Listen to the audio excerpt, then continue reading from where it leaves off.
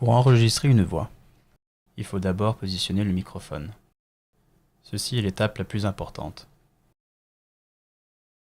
Si vous utilisez un microphone dynamique, ceux-ci sont généralement ceux qui ont une mousse pare-brise dessus.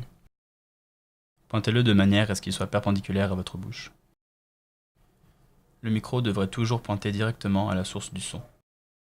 Donc si vous parlez, le micro doit pointer vers votre bouche. La meilleure distance pour placer le micro est d'à peu près la largeur d'une main, ou à peu près 10 cm, ou bien 3 à 5 pouces. La prochaine étape est de monter le volume du microphone sur le préamplificateur. Tous les microphones que vous utiliserez à CKUT sont connectés à un préamplificateur. Les micros qui sont connectés sont identifiés par des bandes de couleurs. Cherchez donc la bande de couleur sur le micro que vous utilisez. Mettez le bouton de volume correspondant à peu près 7. Ensuite, activez le canal correspondant au micro et poussez le fader à 0. Lorsque vous utilisez un microphone, vous devez à tout temps utiliser un casque. Lorsqu'un canal de microphone est activé dans n'importe quel des studios, les haut-parleurs sont automatiquement désactivés. Il vous faut les casques pour pouvoir vous entendre. Avant d'enregistrer, vous devez vous assurer que le son venant du micro est au bon niveau et qu'il s'entend bien. Les VU mètres indiquent le niveau de son dans la console. Il devrait balancer de la gauche à la droite lorsque vous parlez dans le micro.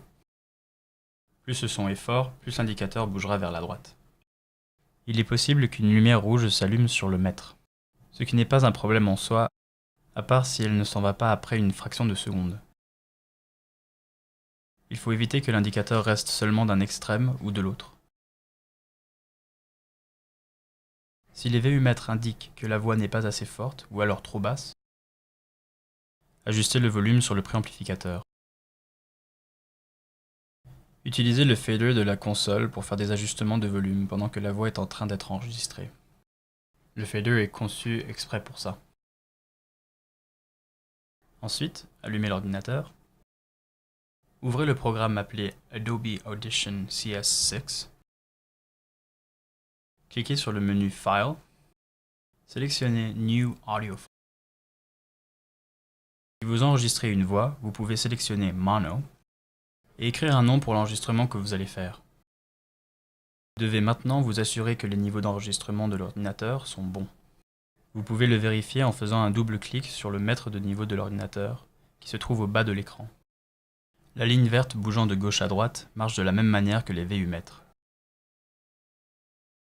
En général, le niveau de volume confortable serait dans les alentours des 2/3 du mètre, donc à peu près moins 16 décibels.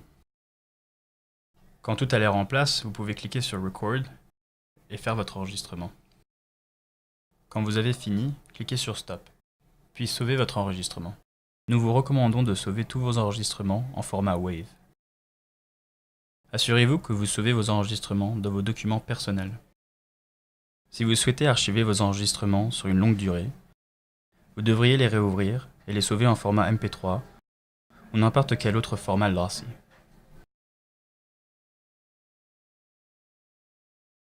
Quand vous avez fini, fermez le programme et assurez-vous que vous n'avez pas laissé de fichiers sur le bureau de l'ordinateur. Mettez les casques à leur place, désactivez tous les canaux et assurez-vous que tous les volumes sont mis à 0. Si vous avez bougé n'importe quel meuble ou accessoire, remettez-les à leur place.